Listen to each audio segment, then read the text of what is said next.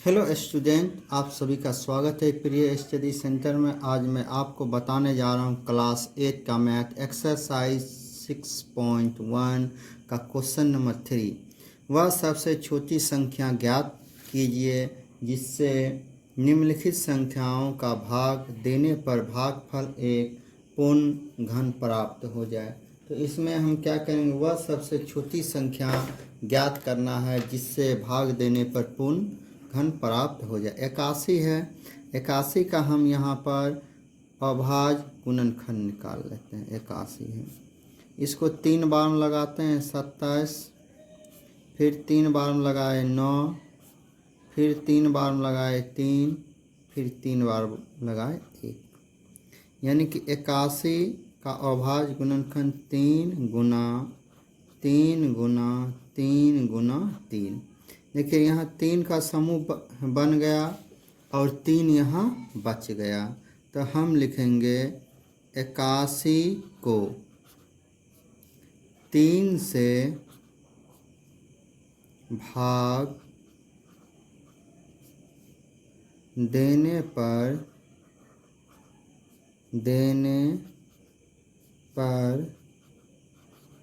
परिपूर्ण घन बन जाएगा। 3 से भागा दीजिएगा, 3 हट जाएगा, घन बन जाएगा। अब आप आ जाइए 128। 128 का अभाज्य गुणनखंड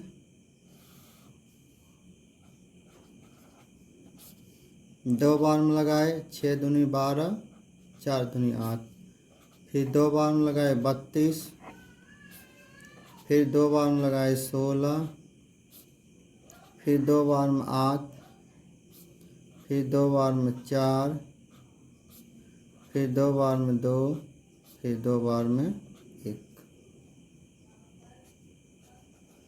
128 देखिए 2 कितना, 1 2 3 4 5 6 7, यानी 2 गुना 2 गुना 2 गुना 2 गुना 2 गुना 2 गुना 2। देखिए यहाँ 3 का समूह हुआ, फिर ये 3 का समूह हुआ, बच कितना रहा है 2, बच कितना रहा आपको 2 बच रहा है। तो फिर लिखेंगे 128 को 2 से भाग देने पर परिपूर्ण घन बन जाएगा। ये भी क्वेश्चन आपका कंप्लीट हुआ। अब आप 3 नंबर क्वेश्चन देखिए, जैसा कि आपने वीडियो में देख रहे हैं। 135 का हम अभाज्य गुणनखंड निकालेंगे। 135 है, तो इसको हम 3 बार में लगाते हैं। 4 तिया 12, यहाँ पर कितना हो जाएगा 4 तिया 12, 1 यहाँ हुआ 15 बचा, 3 का पहाड़ा पढ़िए 5 बार, 3 5 15, फिर 3 बार में लगाइए 45, फिर 3 बार में लगाइए 5, फिर अब 3 बार में नहीं लगेगा, 5 को 1 बार में लगाइए। 135 का अभाज्य गुणनखंड हो गया 3 गुना 3 गुना 3 गुना 5। ये 3 का पेयर बना, समूह बन गया, 5 बच गया, तो हम लिखेंगे 135 को 5 से भाग देने पर 135 को 5 से भाग देने पर परिपूर्ण घन बन जाएगा। 135 को 5 से भाग देने पर परिपूर्ण घन बन जाएगा। तो तो अब आपके पास है 192। इसका भी हमने अभाज्य गुणनखंड निकाल लेते हैं। ये आपका क्वेश्चन नंबर 4, 192। 192 का हम अभाज्य गुणनखंड निकालेंगे। 2 से भागा दिए, 9 दूनी 18, 1 बचा और यहाँ 12 हुआ, फिर 2 से भागा दिए 96। आप भागा दे दीजिएगा, चला आएगा। फिर 2 से भागा दिए, 4 दूनी 8, 1 पैंचा हुआ और 6 उतरा, 16 हुआ। 2 से भागा दीजिए 8, फिर 2 से भागा दीजिए 24, फिर 2 से भागा दीजिए 12, फिर 2 से भागा दीजिए 6, फिर 2 से भागा दीजिए 3, फिर 3 से भागा दीजिए 1, फिर 3 से भागा दिए हम, क्या हुआ आपका 1। ठीक, 192 का अभाज्य गुणनखंड 1, 2, 3, 4, 5, 6। 2 गुना 2 गुना 2 गुना 2 गुना 2 गुना 2 गुना 3। यहाँ 2 3 का समूह हुआ, ये भी 2 3 का समूह हुआ, लेकिन 3 बच गया। हम लिखेंगे 192 को 3 से भाग देने पर परिपूर्ण घन बन जाएगा। परिपूर्ण घन बन जाएगा। अब 704। 704 का हम अभाज्य गुणनखंड निकालेंगे।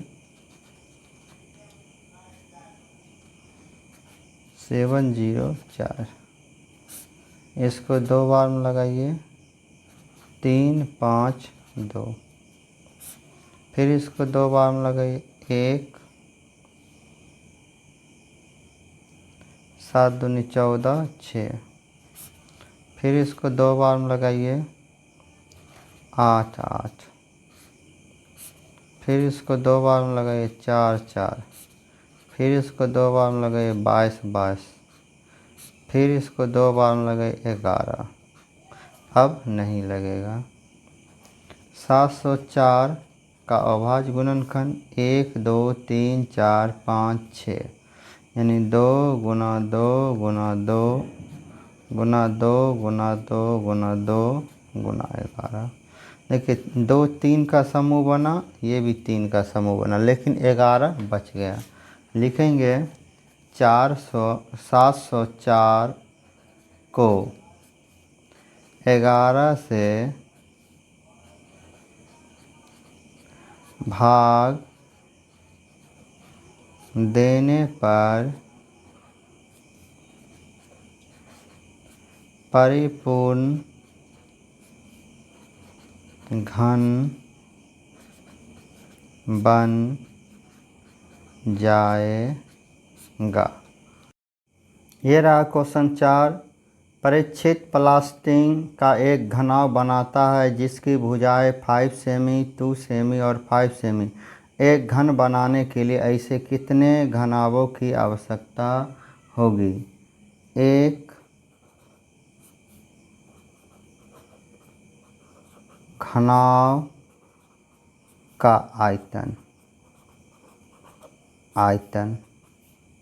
आयतन 5 गुना 2 गुना 5, यानी इसका लंबाई गुना ऊंचाई गुना चौड़ाई होता है। इसका गुना जो हम करेंगे क्या हो जाएगा? 20।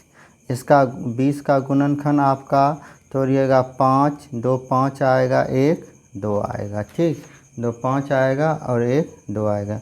लिखेंगे यहाँ गुणनखंड में संख्या 2 और 5 5 3 3 के समूह में नहीं है। यानी कि 3 3 समूह में लाने में एगो 5 चाहिए, 2 गो 2 चाहिए। आयतन इसीलिए आयतन 5 गुना 2 गुना 5 को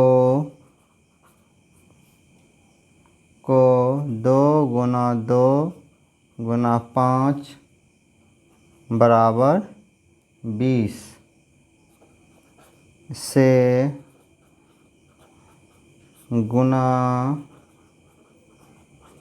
करने पर परिपूर्ण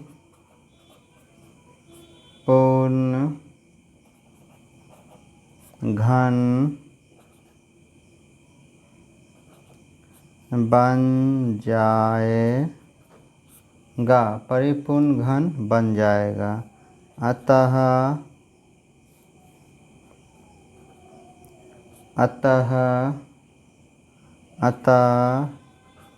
उसे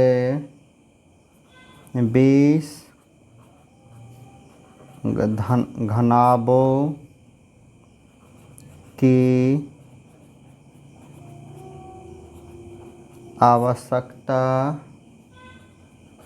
होगी। तो इसी प्रकार एक्सरसाइज 6.1 का सारा क्वेश्चन कंप्लीट हुआ। प्लीज़ हमारे चैनल को सब्सक्राइब एंड लाइक करें।